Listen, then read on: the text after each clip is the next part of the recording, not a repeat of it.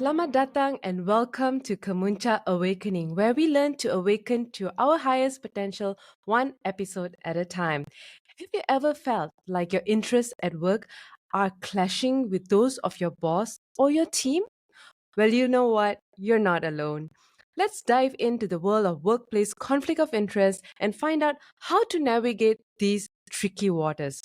Joining us today on this discussion is Kishan Kariippanon, who is a senior leader of multidiscipline teams delivering successful strategies of complex health educational training projects in Australia and Asia to tackle healthy aging, dementia, and sustainable design. He is an award winning healthcare innovator and business developer who won first prize in innovation and interior design in the Solar Decathlon Middle East in 2018.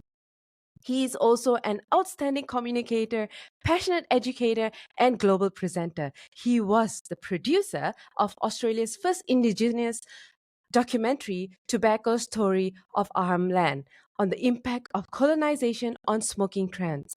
The film debuted at the Oxford University Public Health Film Festival in 2014. Kishan, welcome to the show. Thank you. Thanks, Tell us Mira, more for that. about you.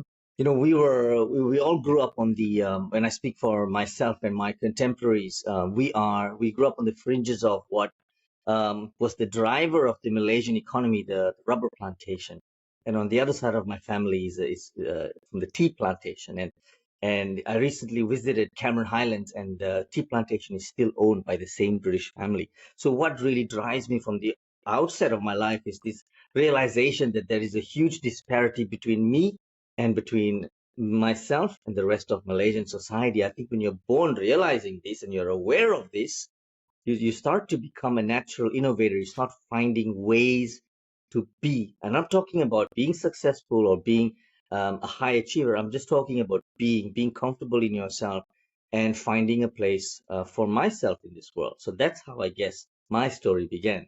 I'm curious, Kishan, when you said there was a high disparity between you and the rest of Malaysia, what do you mean by that? Maybe share a story and how you felt that way. Okay, I'll give a very simple story about school life. And we know we go to Malaysia and it's a great country. We live in a multicultural society, but somehow we felt that those opportunities were not equitably distributed amongst the different ethnicities in the country. Um, Later on in high school, I found out that there were classmates of mine who did less better than me, but were awarded prestigious schools and positions in school, and also had better opportunities in getting a university scholarship. So this has been quite clear from a primary and secondary school perspective that not all opportunities are divided equitably. It may be fair according to government policy, but I guess being a fourth generation Malaysian, it didn't seem that it was equitable. So that's where I'm coming from. I see, I see. And how did all this lead to where you are today? I suppose there's a give and opportunity in every kind of situation. How did it lead to where you are today? I think you've moved to Australia as well, right? Yes, I've moved quite a few times. I went to after my Form 5 exam, I went to Russia, and I ended up staying in Mhm. Russia. I went for as a volunteer for a year, but I liked the country. I liked their attitude to education. I liked their policies on equitable education at a global level. So they provided subsidized books, actually free books, but subsidized tuition fees for students coming from the developing world. They made it affordable, they made it accessible, they had language programs, they had supporting programs, they had accommodation, hostels, and they gave students a comprehensive education for over 7, 8 years, especially in medical school. So I was getting value for money. I found that really quite an exciting place to study and to train. But of course, life in Russia isn't as you probably know now. Russia has been in transition for the last 25, 30 years. I found myself returning to Malaysia between 2004 and 2006. and trying to integrate back into society in Malaysia was hard. My values had changed, my approach to work has changed. Imagine a 20-something-year-old man with a medical degree and being asked constantly, "Did you finish?" Only because I caught the bus, or because I didn't own a car, or because I didn't have a full time job as a doctor in a clinic. And I had a different vision for myself. And I looked at healthcare at a much macro level, at a much more bigger level. So here I was taking a bus in 2004. People were not sure about where to put me, So after a while, things things took place in such a way that I found myself working in Timor-Leste during the crisis of 2006. There was a civil war. They needed doctors. I was trained to work in resource poor settings.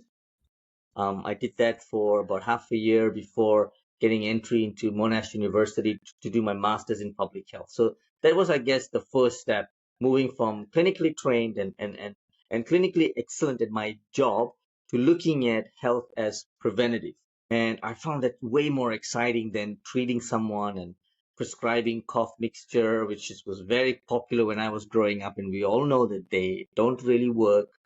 Um, for example, and moving into a more preventative approach and understanding how governments, how systems, how hospitals can work together with the people from the ground up and create a society that not just treats diseases but prevents them. And now in 2024, so 20 years later, we don't talk about treating disease, we talk about managing diseases, managing chronic disease, for example.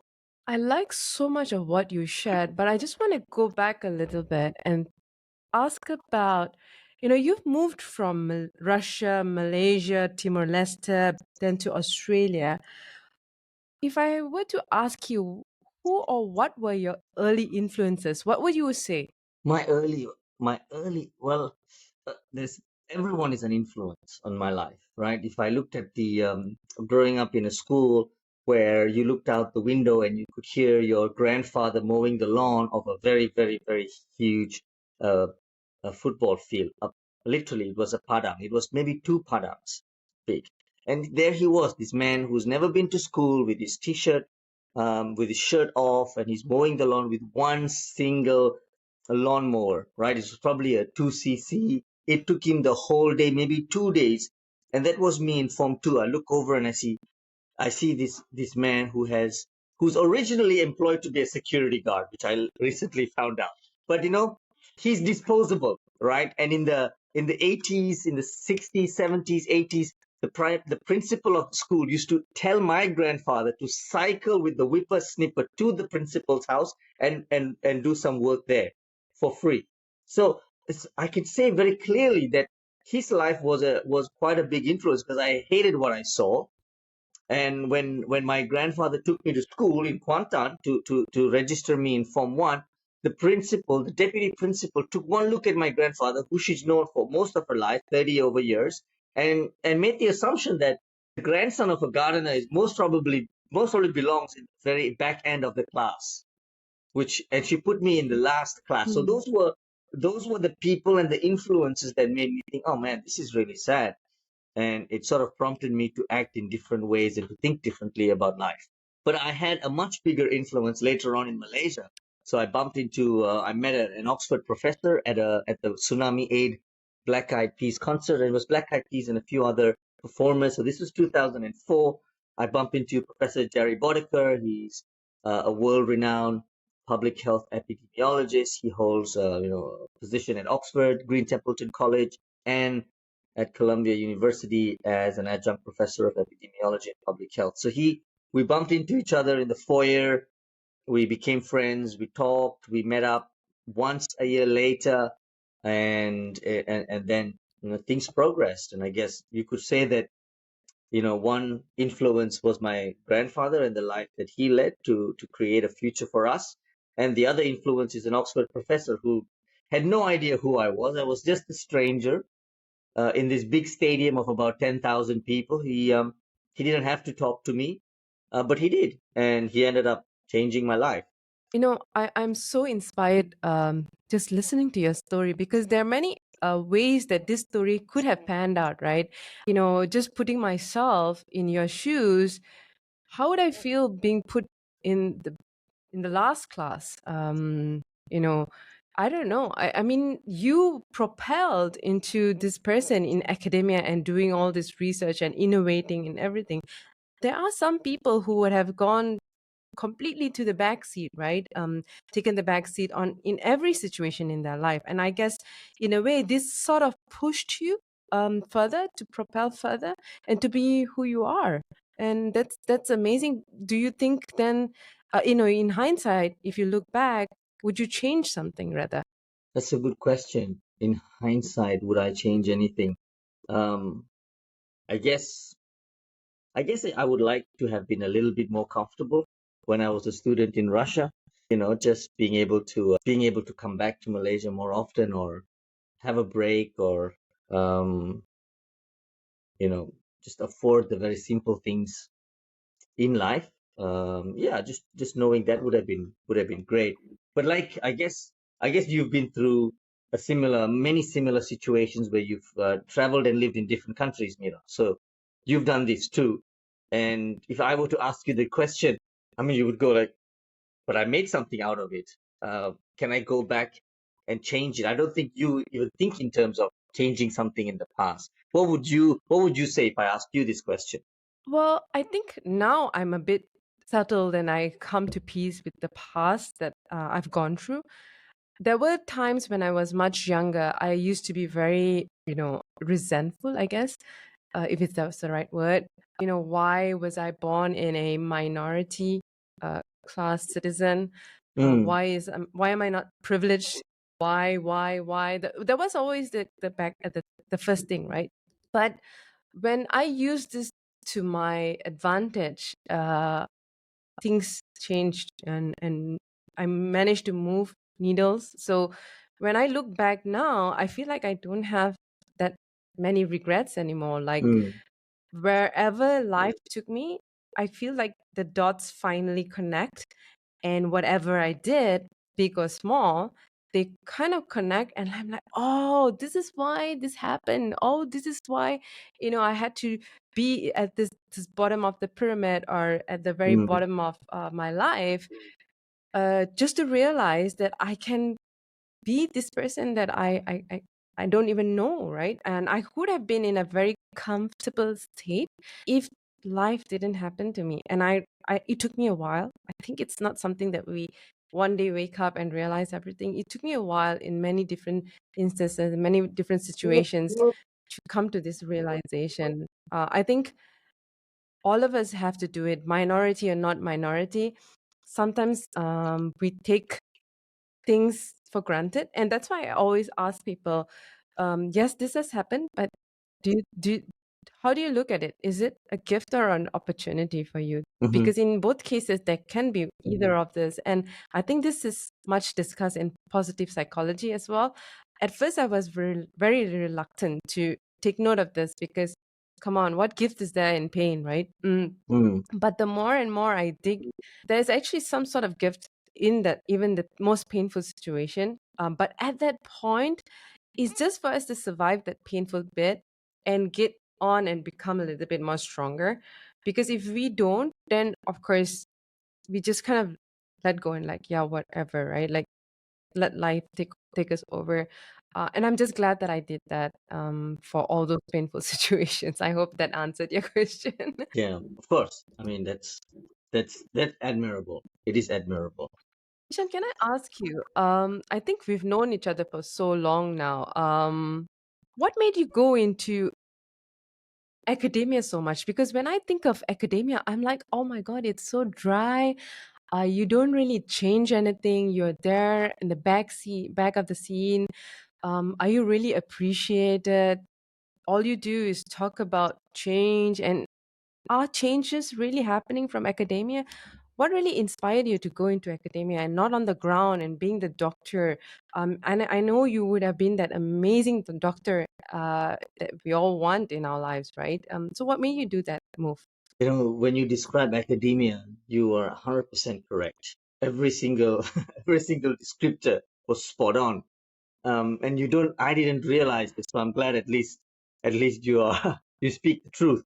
Um, for many years, I sort of looked at academia as something in a very romantic way, you know, capable of altering thought, not just looking back, but looking forward and saying, hey, what can we do about the future? Asking the tough questions. Now, this is not the academia that I came to know and worked in for almost 8 years.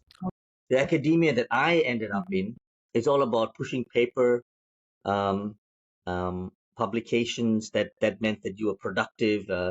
It also meant promoting yourself. It also meant internal competition with your colleagues. It Mhm. talked a lot about alliances, and it also opened to me the workplace conditions of one of the most intellectual places in the country. And I worked with professors from some of the top universities in the world, mainly with Oxford. But also I did courses at Harvard. I did one in 2020. So I have engaged with faculty. I've been to conferences at Stanford and at Harvard as well, and international conferences where you network with a lot of people. And there is a top 1% of academics who will think like me or I think like them, which is there's no room for competition. But then the 99% will only focus on the really mundane things of academia, which is, holding on to your titles, aspiring to become professor, especially recently in Australia. Now you can become a senior professor. And after senior professor, you can become a distinguished professor. Where is it going to end? Do you know what I mean? So what happens when you die? Are you a dead professor? So when you look back Mm. and you think, this is ridiculous. What point does a professor stop working on their and work on careers of their early career professionals, their postdocs? When does that happen? So now it doesn't happen. Now the professor flogs the PhD students, the postdocs, the early career researchers, and builds their career so they can make an extra 20 grand at every promotion level. It sounds like a corporate world to me. Yes, you've nailed it. Once again, you've spoken the truth. Academia is all about money and making money, and deriving money from some of the most vulnerable people in the world. Look at Australian universities thrive on money that's brought in from Indian students and Chinese students. These are all international students looking for a future, looking for life outside of their countries, whose economies have been crippled over 4 centuries of colonialism, and here we are still grabbing every cent we can get out of them, and then marking them down for poor grammar. So yes, We, society, have a huge regard for universities, right? And professors and the chancellors, the deans, and everyone, right? Um, Knowing this, where do you think academia is heading? Where do you think universities are heading towards? Because some part of me is saying, wow, I think this is going to be growing huge, bigger and bigger. But another part of me says that I don't think academia is going to survive. I don't think these universities are going to survive given AI, given the the shift in education. 9-year-olds are learning from open free university resources, right? We have certifications of from short certifications that we can get easily online. So where is academia heading actually? I think you got another great point here with micro credentials or short courses, and education becoming less a commodity but a right for everyone. That's leveling the playing field. That's definitely a big game changer. Mm. I think two things that I've learned over the last 8 years of teaching, and teaching, not just teaching millennials, but a new generation of people coming in. Um, I noticed that young people in university want an experience. The knowledge aside, the rigor of the studies or the research that contributes to the academic learning side, they want to know that they're human beings and they're being treated like human beings, and they're being treated with care, the ethics of care, making sure that they engage in their studies in a way that supports their mental health, but doesn't put them down, doesn't make them feel stupid, doesn't make them feel that they need to constantly get A's or B's. And there's always going to be a 1% of young people who want to be on top of their class, but that's fine.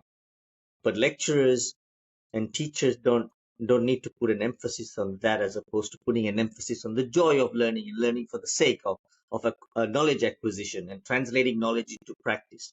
So this is where we're going. And then we realized recently that work integrated learning is so important. So how do we help students to translate what they've learned in their bachelor's degree so that they can go to work and apply it?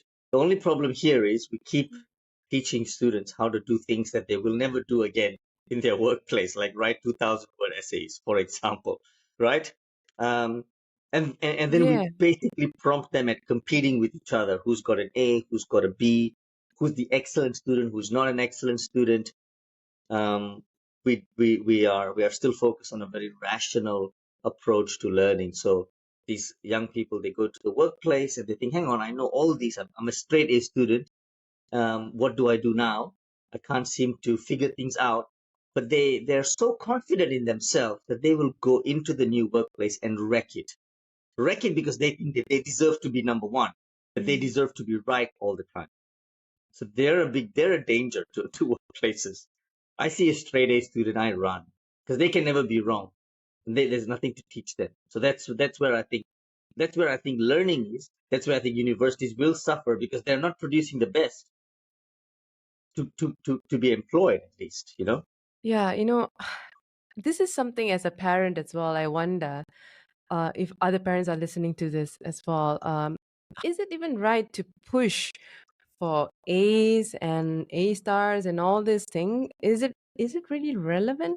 We've gone through that, right? Our parents pushed us, 7 A's, right, for PMR, straight A's for SPM, so that you can get into the best universities. I mean, when you come out, I graduated as an engineer. When I came out, I was clueless in the world of engineering. I was like, whatever I studied was, it didn't make sense. Like nothing, I couldn't connect the dots. I was like, what?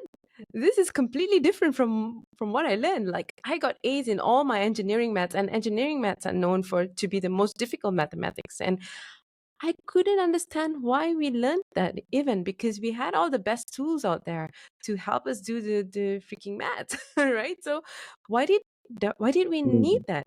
But now when you have these micro credentials and these short certifications, you have people who's like, if I need to learn marketing, I'm going to go and do that short course and get whatever nuggets that I need, and I'm going to quickly apply it to my business. So when I talk to youngsters these days, you see them jumping on YouTube.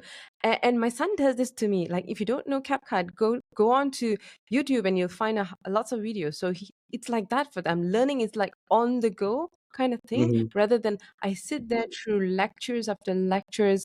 Yeah, it's exhausting just talking about it. But then what are you producing as well? Another thing, right? What are you Yes. producing? You're just producing another uh, robot robotic kind of person who just studied and aced everything, and then who doesn't know how to be out there. And I think that's sad, and I think the current generation is realizing this, and they're already starting businesses. So my son's school, a lot of them have already started their own small businesses. And do you think Hmm. that's where the world is heading towards, entrepreneurship? Entrepreneurial thinking, yes. Whether you monetize or not, I can't say Mm, whether everything is monetizable, but entrepreneurial thinking is the way to go. It's so essential in relationships, in romantic relationships, in parent children relationships. Entrepreneurial thinking is all about identifying the problem and finding ways, finding solutions, and seeing if there's a problem to solution fit. Um, I guess that's a simple description of why I think entrepreneurial thinking is important. that's nice. Maybe elaborate a little bit on entrepreneurial thinking, because I think it will be very useful for leaders out there, in recognizing what really is entrepreneurial thinking. Great question. Let's see now. How can we approach this topic? Let's look at if all organizations. Let's look at from a perspective of organizational analysis. We have, let's take the three levels. We have an individual who comes to work. We have committees, I always laugh at this idea of a committee. We always want to solve a problem, we form a committee first. And then even with academics in academia. So, and then we have the organization, the people at the top who go yes or no. Okay, it's quite interesting, right? Because in entrepreneurial thinking, um, you have to experience the problem first. You have to know what the Mm. problem is. I mean, imagine a vice chancellor trying to fix a lecture. How would she know what the student needs? She hasn't taught in that class or that topic, or been in that group for a long time. So a good entrepreneur is an ethnographer. They experience problems. They go out and they try eating with their left hand, for example, or they try eating soup with a fork and think, now how can I improve the fork? They look at an extended period of talking and interviewing people and getting different perspectives and understanding why the problem shouldn't be solved. So at an organizational level, the individual uh, who has entrepreneurial thinking is always looking for opportunity to make improvements to the way they do things, not just being efficient, yeah, not just reducing the time spent on a task, but actually asking, how is this task valuable to the organization, and how does it fulfill my role? At a committee level, at a meso level, then you think, what is entrepreneurial thinking there? Now, this is where it gets really tricky here. One thing that we need to learn is to be open and to talk without being judged, without fear of being judged and judging. So what happens in a typical academic environment is people are afraid to say anything. People are conflict avoidant. People also don't want to look stupid naturally.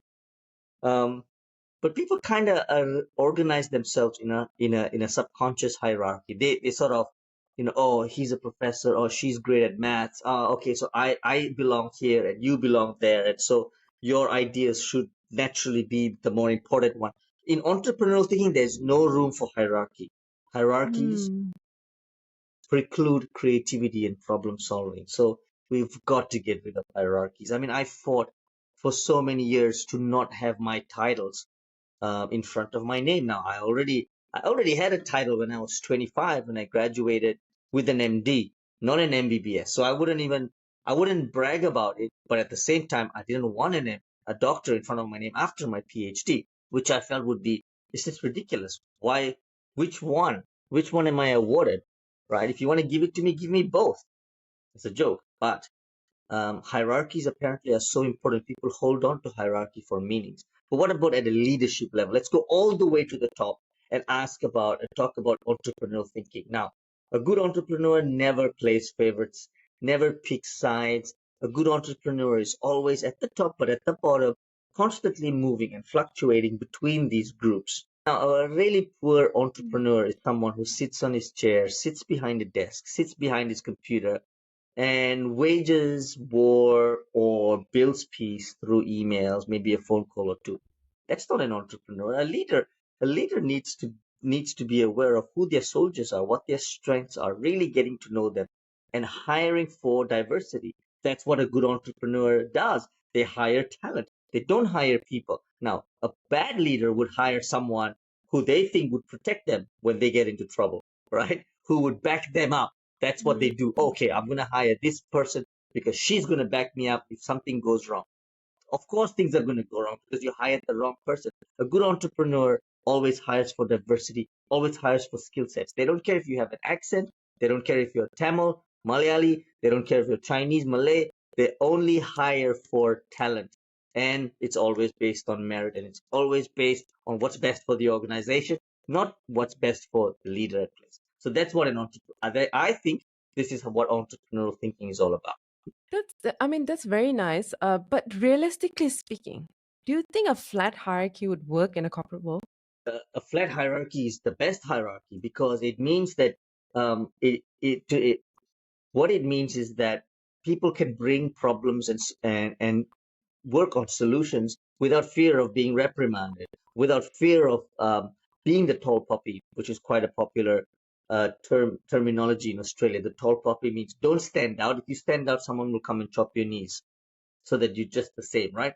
So I guess having a flat hierarchy doesn't mean you don't respect the final decision, or you don't respect a company policy, it doesn't mean you don't respect your hiring. But in Asia, I think that's going to be a very difficult thing to stomach, right? Because who's calling the shots? It's always this who's the boss, right? Who's the person that's making the calls, right? Who's the problem solver here?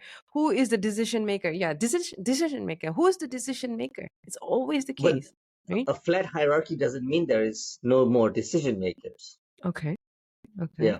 What the most important part in decision making is identifying the right problem, uh, and ideation, or thinking about what could possibly be done to solve that problem. There's a huge chunk of time before the decision is made. In fact, decision making without consensus is the poorest form of decision making, right?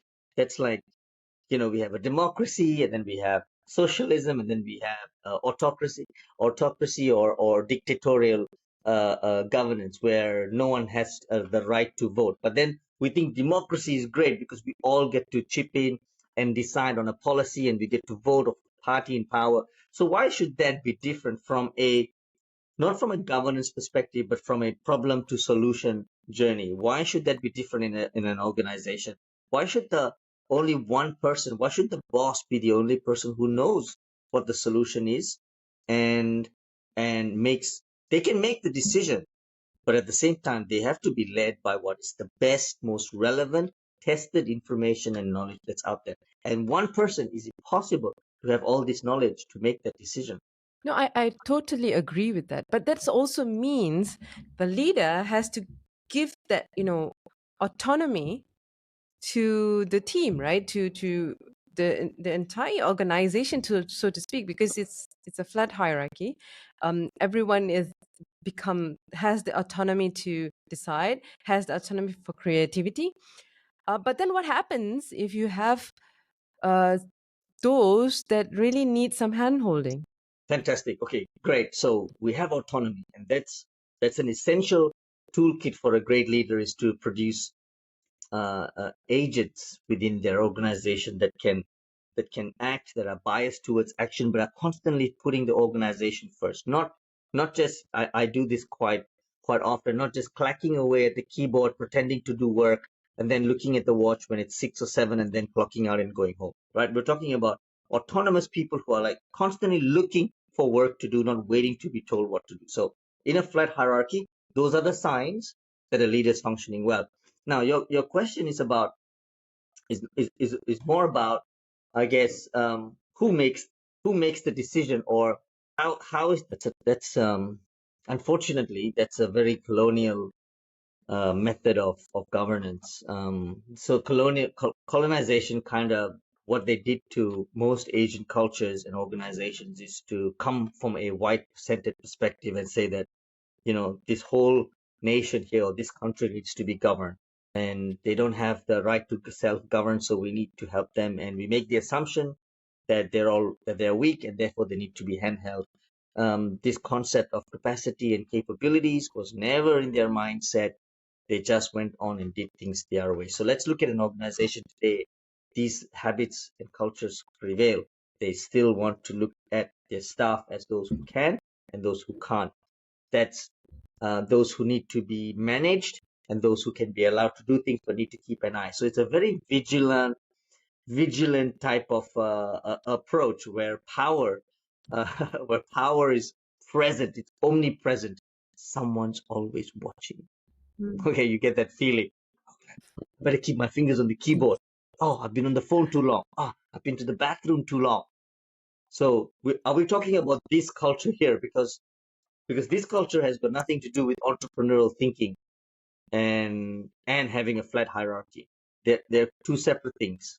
Yeah, exactly. And I'm thinking because we are talking about entrepreneurial thinking for the longest time, I think, in these parts of Asia, right? And I think the idea is great, but somewhere along the line, I don't think people are actually getting it. Like, eh, you just spoke about this colonization mentality, right? And I think it's still around, even in the MNCs in Asia. No matter what, it's always Asianized, right? Culture Yes. is assimilated, and then you kind of think that you're entrepreneurial, but at the same time, I think people still get the idea that somebody is watching me. Like if I don't come in at 7 a.m. or 8 a.m., whatever time that they're supposed to be in, there, it's Yeah. not gonna go okay. It's not gonna go down well. And I still remember I used to clock in and clock out the timings, right? And if I clocked out at 5 or at 6 p.m., just so that I can get home and work again, somebody would pass by and it's like, oh, very early, huh, today? So it's like Mm. a it's Yep. a thing that even even though the upper management doesn't say something, that even the people on the same level are going to be saying that to you, Yes. right? That's absolutely So right. while we love the idea of entrepreneur thinking, I don't think the interest is aligned. Like you have one thought, he has one thought, the management has another thought, the middle manager has another thought, senior managers has their own thought, everybody has their own thought, right? Everybody has an idea of how it works in the entire organization. Yeah. Yeah. And that's a recipe for disaster when everyone has their own idea of how it has to work. I think a lot of it stems from our schooling days and how we were brought up in school. You always respect the teacher. You don't move if the teacher says you're allowed to move. You're ostracized for getting low marks. You're not productive. This is a culture that's created not only at school, it's created at church. So I guess, yeah, we have a surveillance culture where everyone gets to dob someone else in, but it started way back during um, colonial cultures, and colonization created this, you know, this culture of surveillance where we look at others and make sure, and are you leaving early? Are you leaving on time? Are you doing your job? It happens constantly. So you're right. It's very hard to bring in entrepreneurial thinking if people are trained in this way. Um, but it's inevitable. It's going to happen anyway. Take, for example, agile and agile methodology, or the agile philosophy is one way to try and restructure human thinking, um, to be more autonomous, to be more problem solution focused, as opposed to pretending that you're working 8 hours, 9, 10 hours a day and not be productive. You know, you ship on time. That requires you to act on time. That requires you to communicate on time. We look at all these software tools in management where we can track projects and communicate and encourage each other, whether if it's Slack or if it's Asana. You can see that digitally people are making these tools available for us to use it. So it's really a matter of time before. I don't think our kids would put up with this nonsense. That's what I think. That's happening in Yeah, workplaces. yeah. And I trust that. I trust that because I think they're going to be this rebellious you know bunch of people. They're going to come and shake everything up. You can already see the shake happening, right? They don't take stuff that they don't like. And you can see that with happening with millennials as well. If they don't think you're the right kind of organization for me, they leave, right? They don't Yeah, care about it anymore. They don't care about loyalty anymore, like our parents had, right? They stayed on years and years and get that gold coin when they leave the organization, that award and achievement. Wow, thank you for staying yeah, true, for your loyalty. They don't care about all that anymore. It's being loyal to themselves that matters most. And excellent. where I think that's where we kind of suffered, right? We were trying to be loyal to everyone, our parents, to our organizations, our corporates. And at least for me, I studied engineering because I wanted to please my parents, right? So that's the stem of a lot of things, right? We just wanted to we were pleasing as we went. And then one day it just breaks us and like, you know what? For once, I just want to please myself, right? I just Yeah. want to do something just for myself. I have a similar example to yours, to your choice in studying engineering. I think that we have been told a very big lie that if we do things for others, if we are humble, and if we are serving of our organization, whether if it is a church or a community organization, or we go to work and we're this good, genuinely good person, that good things will happen to us. I don't believe that anymore.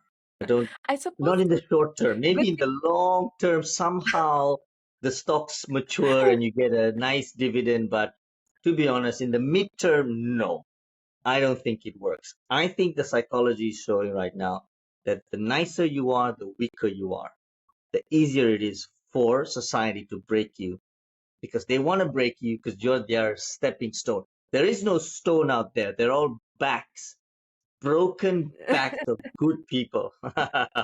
That's what I call it. Yeah, I think it also builds resilience in us, in our generation at least, because we had our backs broken, right, and in many different ways, and I think that builds the resilience in us. But what if we don't get our backs broken, and how resilient are we in the toughest times, right? That's my question for the younger generation, because you don't you run before it becomes more painful, before it becomes too painful, and you run from any kind of challenge, you run from pain. How is that building resilience in you, Mm, right? yeah, Yeah. So good question. I think in giving, there's also some sort of we would get. I'm sure it's not overnight. I don't think it's overnight. I don't even think it's going to happen the next day or down the road. It's probably accumulated, and I don't want to even go that far. Like, I do good, maybe just for myself, right? If I'm Hmm. doing good because I'm thinking and I'm scheming for what's going to come in for the future, I'm not going to do that because that's not me. And I think that's what's aligned to my values, right? I'm big on values. I'm like, what's your value? Like, is that what's guiding you? If it's not, then I think you really need to take stock on what your values are and then be guided by that. Because if it's not, then you're just going to work against tide. What are your I, thoughts about that? I totally, I'm on to this. Um, I'm with you on this, that be good for the sake of goodness. Absolutely, I agree. I'm guilty of being good for the sake of maybe getting a little bit of reward here and there. Maybe most probably it's all about people liking me at work. Hey, Mm. that's a conflict of interest too, right? Because then I'm being manipulative of my relationships with my colleagues. But the point is, I read a book a few years ago called The Courage to be Disliked. It's based on Jungian philosophy, which is quite different to Freudian psychology, I mean, not philosophy. What it really taught me was it's not my job to make people like me. It's not my task. It's not my responsibility to be liked. So, and that has been my weakness for a long, long time. Being a minority in class, being potentially, troublemaker in class. When a teacher looks at Indian boys back in the day, they were considered gangsters or troublemakers or whatever it is that people used to think some of us were. I'm not talking about KL kids or Bangsa kids. I'm not considering any of these urban places where your dad drove cars and drove you to school. I'm not talking about that. I'm really talking about the real life of an Indian kid, okay, whose father, grandfather just got out of the plantations, all right? So Mm. we're talking about stereotypes and trying to break those stereotypes. We all want to be liked. You carry this, I carry this in Australia. I'm guilty of wanting to be liked. So that's something that I've tried to work on, which is, it's not my job to make you like me. That's up to you. If you don't like me, I'm fine with it. And that's really something that I struggle with to this day. Yeah, I think we all struggle with many different things. And I think it's just coming to that realization and coming to a peace with our own selves, right? Like, yeah, you know what? I don't think I need to please anybody else but Hmm. myself. Yeah, just going back on what you said earlier about conflict of interest. Um, I think you mentioned in our previous conversation that you were writing a book along this line. I'm very much interested in understanding or conceptualizing what is conflict of interest. At the moment, in the global literature, conflict of interest is mostly financially based. Number one, mostly about Mhm. finances, money exchanging hands, contracts, contract management. Um, and secondly, it concerns spouses or close family members working in the same organizations. So very, very superficial levels, conflict of interest. I want to extend this knowledge by incorporating the different possibilities that exist for genuine conflict of interest. Let's look at it. So my interest in this problem here of conflict of interest is that it's not just financial, or it's not just close personal relationships at the workplace. It extends beyond. In fact, I think most issues in the workplace stems from a conflict of interest. And the key word is not conflict, because it's not often a conflict. It's interest that we need to look at. We need to open up the concept of what is interest, what is a leader's interest, what is the employee's interest, what is the middle manager's interest, and look at whether these interests are kosher. Are they halal in terms of getting the job done at work, and not just self promotion, building alliances, and maintaining interpersonal benefits? That's where I'm at on this project. I like this idea, but how much work will this entail? Because how do we get everyone to be interested, to have the same interest, right? Is does it mean that we would have, does it equate to having the same purpose? Good question. So the when we talk about the concept of interest in the word interest in the context of conflict of interest, we usually talk about declaring things, right? When you go to work and you have a spouse who is also a manager in another department, you generally have to declare that my wife works here. She's smarter than me. She's got a much higher position, and it may help me with my job, or there may be a conflict of interest because I could share information with her that would make her department better off. So this is what you do. You declare it. Now, do we declare all conflicts of interest? No, we don't. Um, when an employee, when a manager hires an employee, and there's some level of self-awareness, and they realize that, hey, I like this person. I don't know whether they have the skill sets that the company needs, but I think they'll be easy to manage, for example. Or they look Mhm. great. Oh my God, what a beautiful person, physically attractive. I would love to have this person on my team. And so you can see that interests vary, as they are as varied as the people we encounter in our lives. The problem is none of Mm, those interests help the organization. okay. Okay. So is it just in the hiring then that this conflict of interest come into perspective? That's a start. Hiring is a start. A lot of managers hire people that, they have maybe 70% is personal interest, 30% is organizational focused. And then we have conflict of interest in the actual workplace, in our dealings with each other. Take academia, for example. We compete for the same grant. We have to send in our applications. We have to basically divulge our secrets, our methodology, our research problem, and it goes up to the professor or the head of school, and then it goes up to the associate dean of research. And basically, you're divulging your secret sauce or your bread and butter to a lot of people. And how is it that how are they approving or disapproving of this application for this grant? Um, and are they sharing this? Does it influence their thinking? Do they then walk away after reading 20 grant applications and go, I've got a great new idea that I'm going to bring to my research team or to my PhD students? They have to have a level of self-awareness where they know Mm, that they're either examining grants or they're managing people, but they can't do the same thing well, right? Because at the end of the mm, day, you're going to look at a staff member that you like and their grant application and go, okay, this needs a few tweaks, but otherwise it's okay. And then you're going to put the roadblocks on someone else who you think isn't fitted for this. How do you separate these two things? So yeah, there's a lot of interest that go on, and a lot of it goes unchecked because people are not self-aware.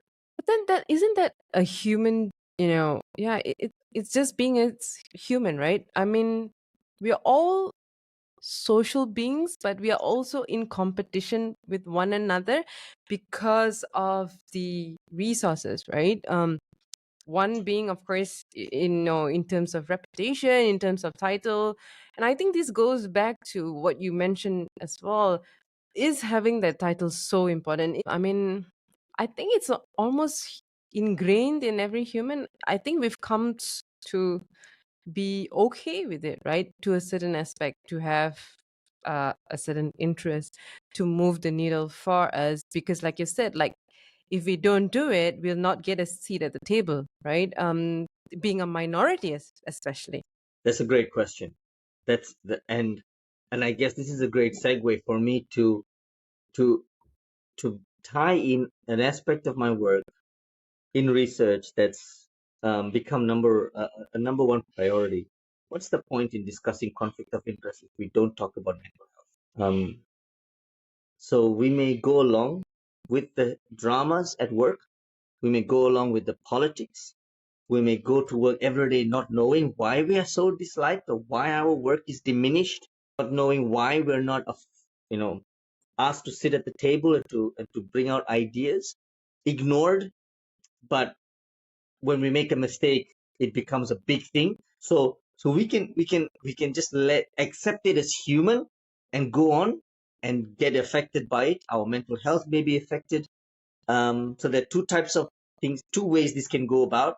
One is that you're solid in your who you are, and that's when you trip yourself against the wall, your head against the wall. You end up developing some mental health challenges. The other person Mm, doesn't care about themselves, and they're willing to just bend down and do as they're told, that they're meant to. They will never fulfill their potential as a human being, and that, I mm. think, is far worse. But either way, both both groups of people will suffer untold, not just mental health challenges. Now we all know that Malaysia or Southeast Asia is leading the way in diabetes, is leading the way in hypertension, which means there's only two or three ways we're going to spend our 70s and our 80s. One, either we have a stroke; two, we lose our kidneys; three, we go blind; and four, which is the worst thing we can expect, we spend all our hard-earned money at the private hospitals trying to get ourselves to live another day with a good quality of life. So now, this is why conflict of interest is so relevant to what we're discussing today.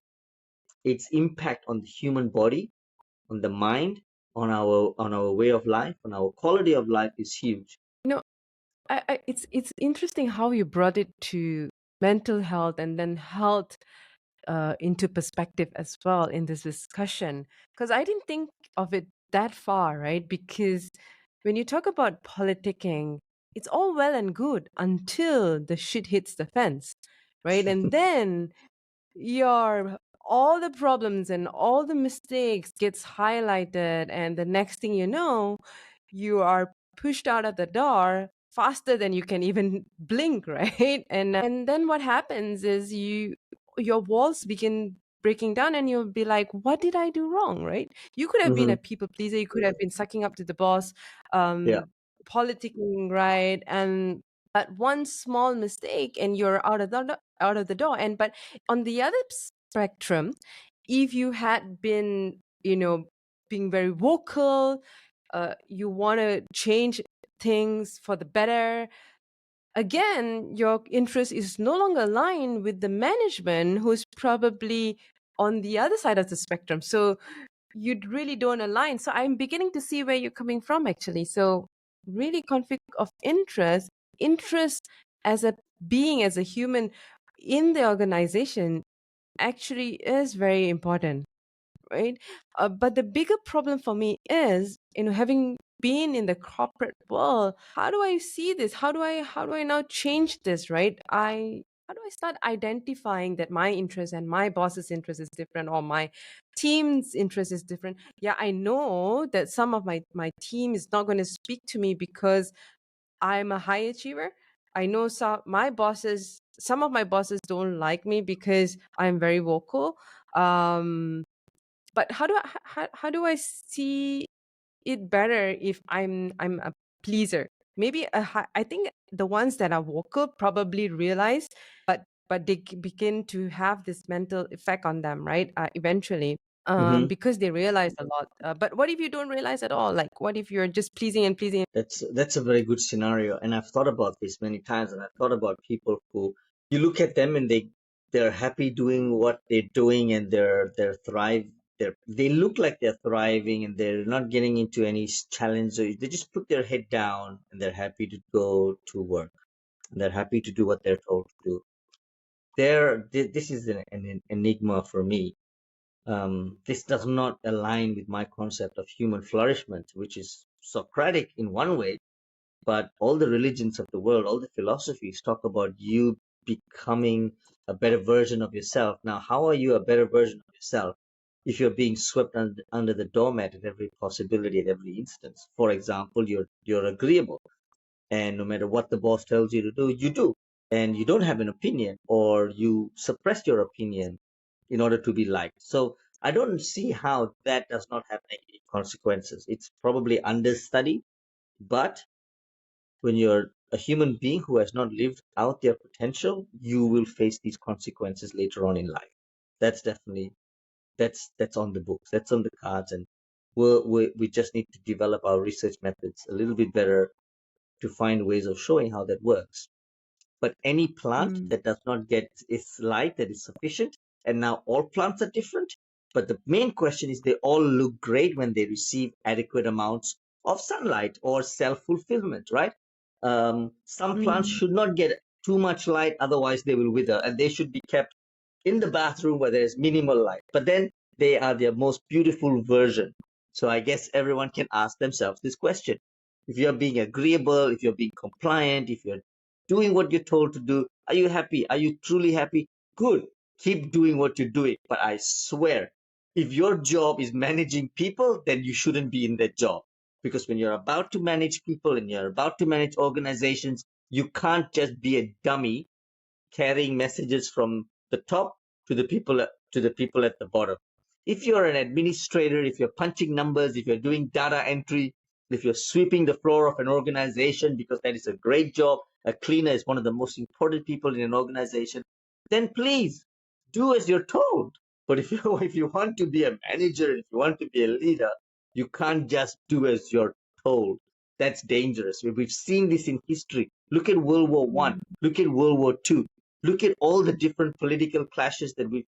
It's all because someone just did as they're told, and the whole nation stood by and watched in silence as 6 million Jews got slaughtered, for example. Or does the world stand by and watch this conflict in the Middle East and watch people get slaughtered? We're all quiet bystanders. So yeah, there is a lot here going on in what I'm explaining. Hopefully, we get to unpack it little by little. So conflict of interest is one, mental health, human flourishing, are you fulfilling leading a life that's fulfilling? And last but not least, I hope you're not a silent bystander watching atrocities being made to other people in your workplace, being watching a bully destroy lives, make people quit, change careers. This is why this topic is important.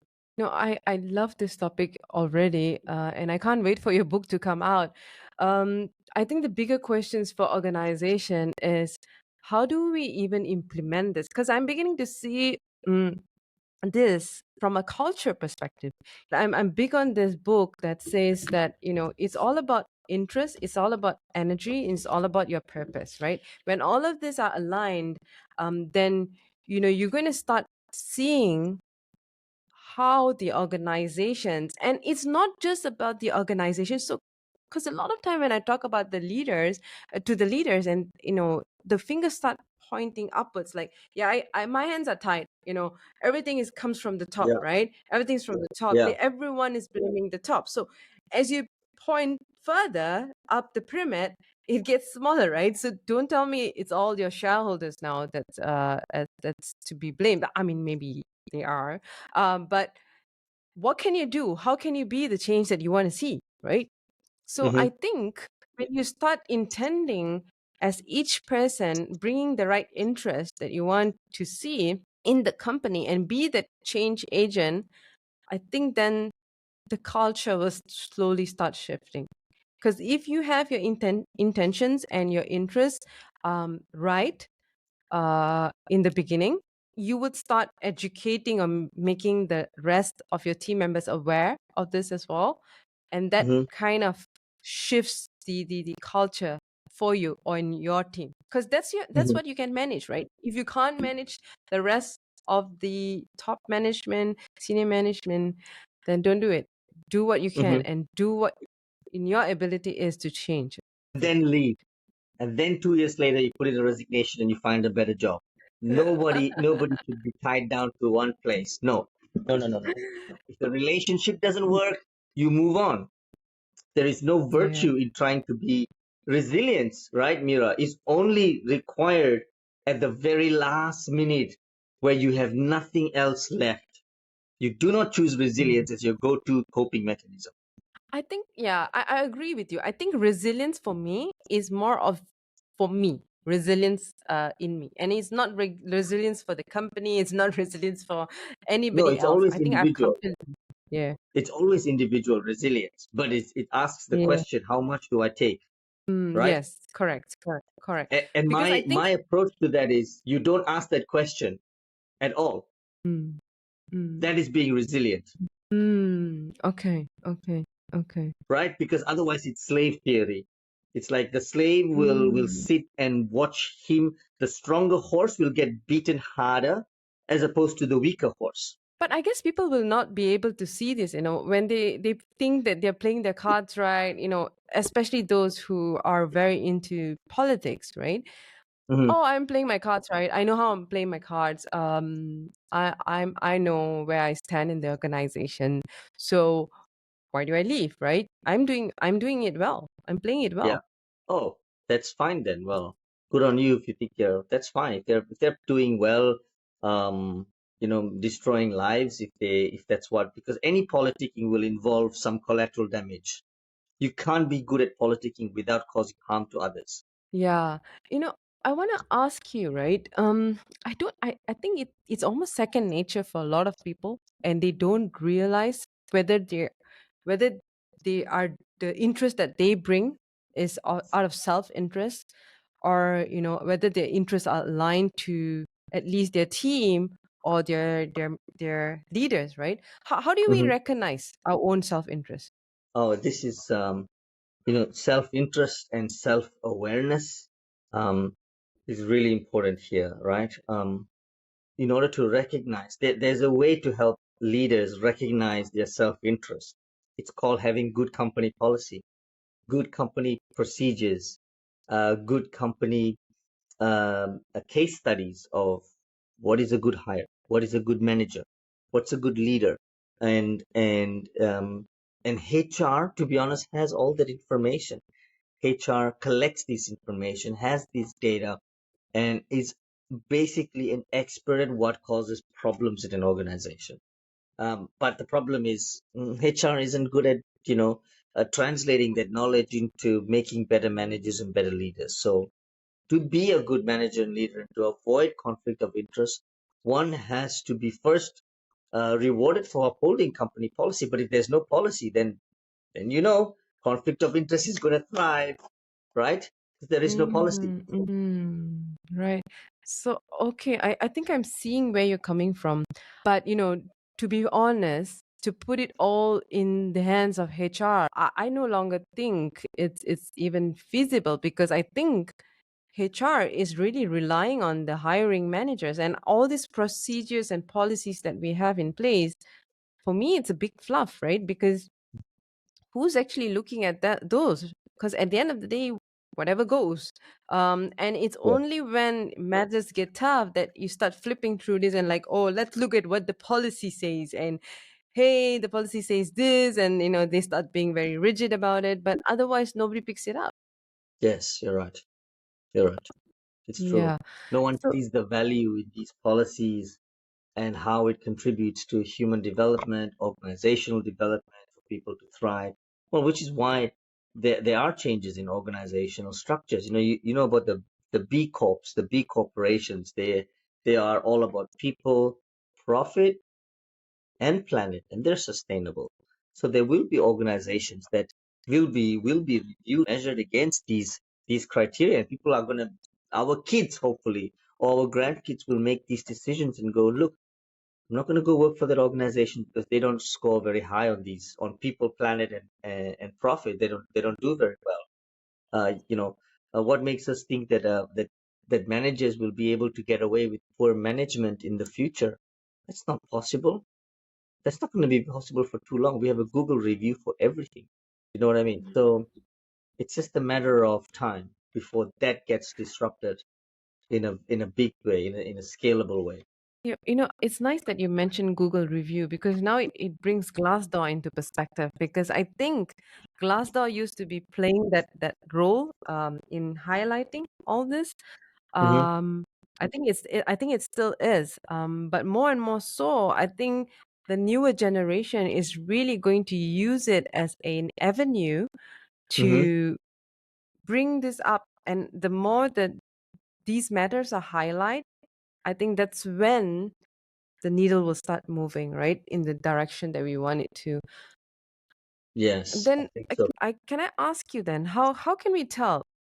Like, I just want to go back on a little bit on managing, right? How can we sort of manage? I know the damage is there. We've all done so much of damage that it's almost, I feel like it's unstoppable for some people.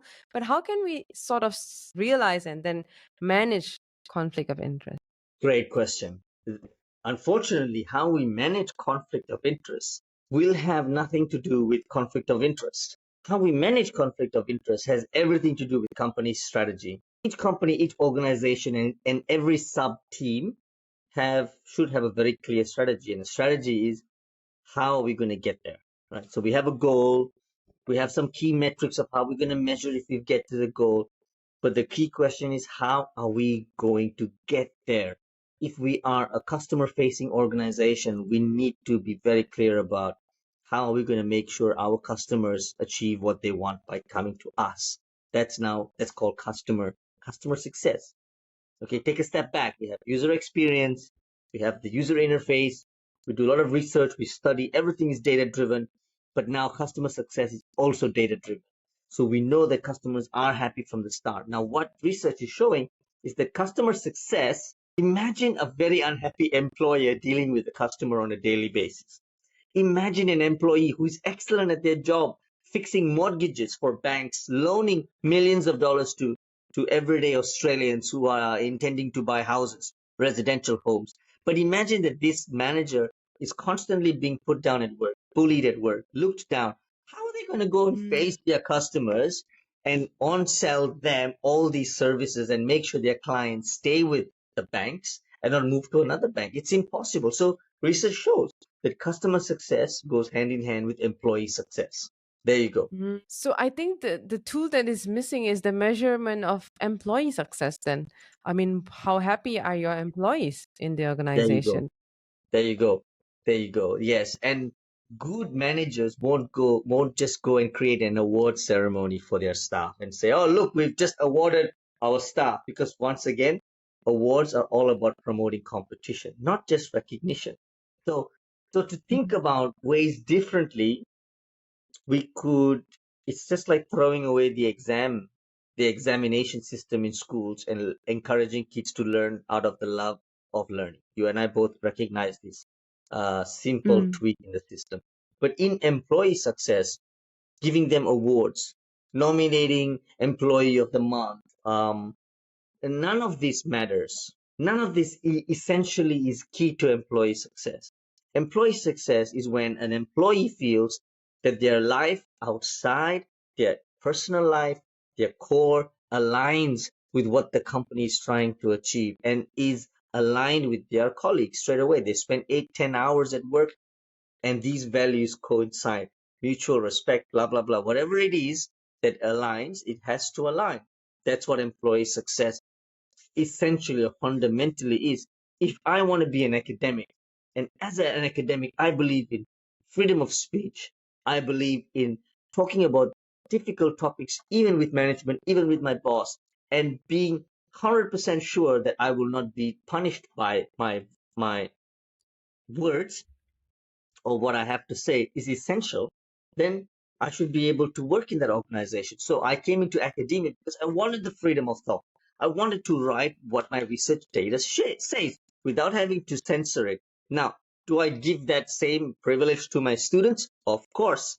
Every semester, hundreds of students have a choice to fill out an evaluation form, whether if my lectures suck, my presentation sucks, my slides suck or not. They can comment on whatever I do and they can give me feedback anonymously. Great.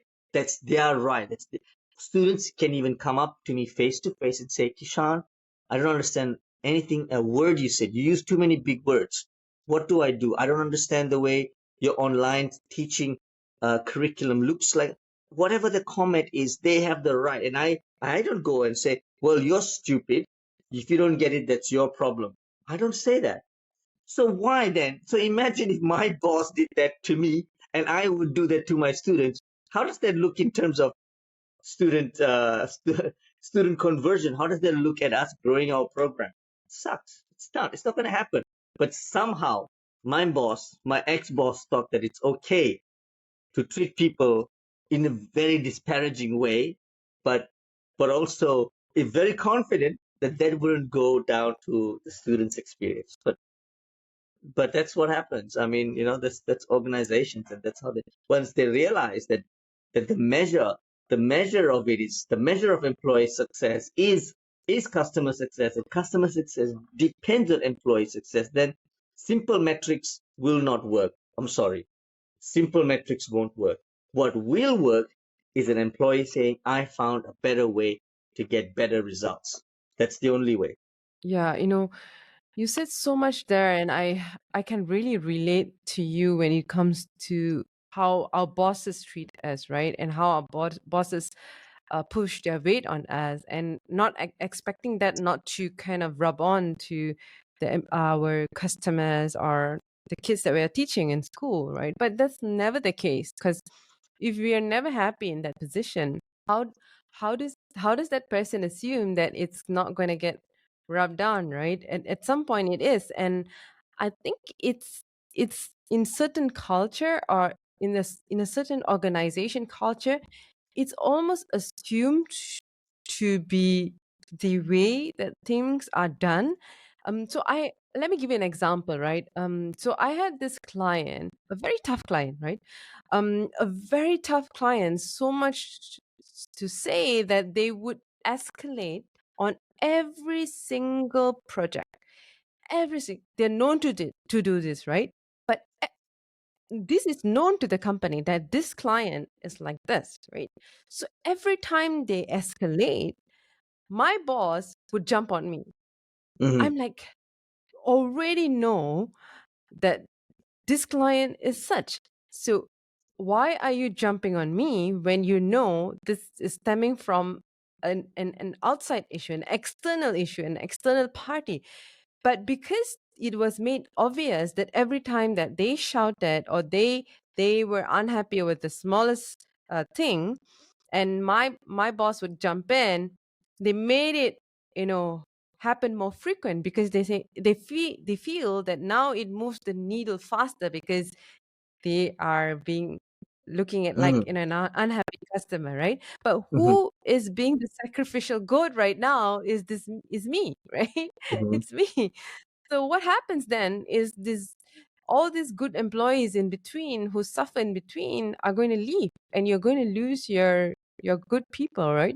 And the more and more people realize this, the faster, I guess, the company needs to realize and make change. But I don't see this as an opportunity for change for companies who are doing this. I Hmm. think they are looking at complacency, because they're like, if you're resilient enough, you're going to survive, or if you're brave enough, you'll survive, because this is small, this is petty, or for them, in their eyes, this is nothing. Hmm. So Hmm. what do you have to Yes. say to that kind of thing, right? um So, Mira, remember in the last 3 years, the new terminology, quiet quitting, has become quite well known. You go to work and yeah. you've actually quit your job. You're quiet quitting, which means you don't do anything extra. You don't, you don't flourish. You don't improve. You do nothing. You just basically kill time, right? Mm, And mm, I think that, that's probably the case in many organizations. And I think the problem with organizations is that the leaders are incentivized for the wrong things. Let's take one simple example. Most people at the top are incentivized to cut costs to show better profits. So you fire people, or you make people do more work, or you make not very talented people do super complex work, and so that means that you have to push them and you have to degrade them and you have to force them to do things. So one is about showing efficiencies and showing the shareholders that you've saved money and therefore you're great. Oh, he saved $5 million, fantastic. And then there's problems down the road for innovation, for talent management, but they only look at efficiency. The second reason why a leader is seen to be good is no one speaks up. No one speaks up. Not against them, not for them. Everything just goes smoothly. There are no issues. No mistakes are highlighted. In fact, even if there are mistakes, staff will just cover it up and manage it somehow. Mm. So two things, right? That that how most people in organizations or shareholders or staff would look at a boss and go, wow, they've just saved us millions of dollars. Wow, they've cut costs. Okay, forget that. The next one is look at what a strong leader they are. They say something, and when they're giving a speech, no one questions, no one asks them tricky questions. Everyone is like kowtowing and bowing down and clapping their hands. You know that organization is not gonna, it's not gonna, it's not gonna it's not going to be around for very long. They can be around because they're a bank or something, but essentially there is nothing innovative about them or what they provide to society, and they're just there as they just exist. I mean, that's about it. And these leaders often exist in organizations all across the world. How do they remain relevant? Is the question, right? What I You know, think how they remain relevant. They remain relevant because somewhere there is a parent company in a country where the organization culture is really protected, is really scrutinized so that everybody is in somewhat of a flat hierarchy. There's processes, procedures, there's policies, there's systems, and company culture is absolutely key. These are the people that are innovating. These are the people that yeah, are keeping other MNCs in Asia or in Australia still kind of keeping the ball rolling. You know what I mean? yeah, it's so spot on. Oh my God, You you reckon? hit the nail on the head. I tell you this because I think this is exactly it's what's happening, and I love how you brought it back to innovation because if nothing changes, then there's not going to be any innovation. Definitely, it's going to be status quo. And when you brought the idea that someone else is innovating and you're just that, we call it a dummy, right? Just Yeah, sitting here and just trying to sort of be sufficient and just look like yeah, you're doing something. yeah, And but the bigger things are actually happening in those places where the hierarchies are flat, the culture has been set right, and they are happy. They're happy. They're going to work probably 9 to 5, working 4 days out of 7 days. And here in Asia, we're still, succumbing to that colonial mindset, to that minority mindset, or that, I'm a surviving mindset or whatever, yeah, right? yeah. And just pushing through each day and not having that breakthrough that we should be having and becoming the better person, right? Becoming the highest potential of ourselves, like what we always say in our podcast as well. But here's the thing, right? What would be the 3 quick tips that you can give, or some of the quick tips that you can give to our listeners? How can they do this? What can they do after listening to our podcast? I think let's look at it from a very practical way. I try to be as practical as possible, although Sure. and I don't think the word academic describes me as a practical person as possible. So I'd like your listeners to understand that whatever I do and experience, I do it first, and then I do my studies and research and understand more about it. So let's talk about what can we do in dealing with workplace culture, with conflict of interest, and this comes from my own personal experience of being bullied for many years in academia and for also experiencing one of the greatest success of my careers in academia. So how did both of these things coincide? Yeah. How can I publish a book and at the same time be dealing with my boss who I felt was absolutely discriminating towards me, right? I think these are the three things that I think was really important. Now, I'm not saying that I had these three things. In fact, I probably didn't have most of it, but I think these three things would have been really important. Number one, gaslighting. To prevent gaslighting, you need to have people around you that believe you, who will support you, and who will not say it's all in your mind, who won't say to you, no, you got to be stronger, or you got to put your head down and work, or who won't say to you that, maybe you need to take a course in communication. I think what you need as a baseline is to make sure you have a network of friends, two, three, or four people who are non competitive, who don't have to show that they're better than you, who don't have to advise you every time you talk about a difficulty at work, who can listen and just validate your emotions, validate your feelings, at least be smart enough to read a paper and say, yes, you're right. Research has been done. Look, you can go on Google Scholar, it's free. No more excuses. We don't need your personal opinion. Read something, share what the research says, take take it based on evidence, make a comment based on evidence and robust research. So that's one. Make sure you have that team around you that'll say, yeah, man, I totally get it, that sucks. Yes, that happens in the workplace. You're right, and you're right to feel disappointed and frustrated and angry. Okay, now let's go and have dinner together. Okay, you need to have that team on your side. Mm, Second is, mm, you don't need to trap yourself in a work mode. What am I saying? I'm saying you're not the job title that you have just been employed.